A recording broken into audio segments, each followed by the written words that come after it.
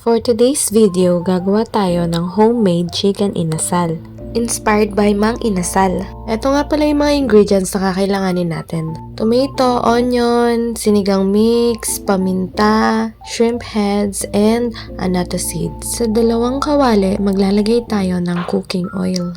Sa saucepan, maglalagay naman tayo ng tubig. Sa mainit na kawali, maglalagay na tayo ng inasal.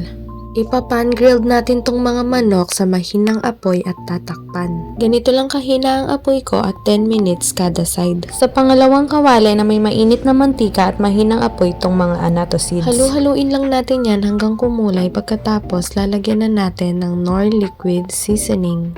Hetero yung magiging mixture na to pero homogeneous ang magiging lasa. Mahinang-mahina lang din yung apoy ko dito guys, tapos pag ganito na yung itsura, pwede na yan. Ito na yung magiging chicken oil natin, instant.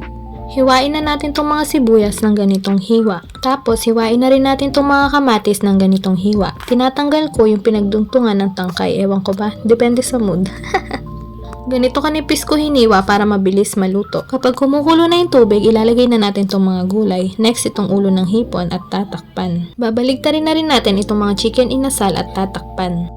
Magtitimpla na rin ako nitong Nestea iced tea kasi siguradong mapaparami ang kain namin. Kapag kumukulo na ulit itong sabaw natin, ilalagay na natin itong sinigang mix tapos itong pamintang durog. Dagdagan nyo na lang ng asin or patis or magic sarap kapag kulang sa lasa. Tapos babaligtarin na natin to ulit yung mga inasal 5 minutes sa magkabilang side. Maghihiwa rin ako ng hinog na mangga bilang panghimagas. Napakatamis nito guys. Pero bago ang lahat, huwag natin kalimutang magpasalamat sa may kapal sa lahat ng biyayang pinagkakaloob sa atin. Salamat sa panonood!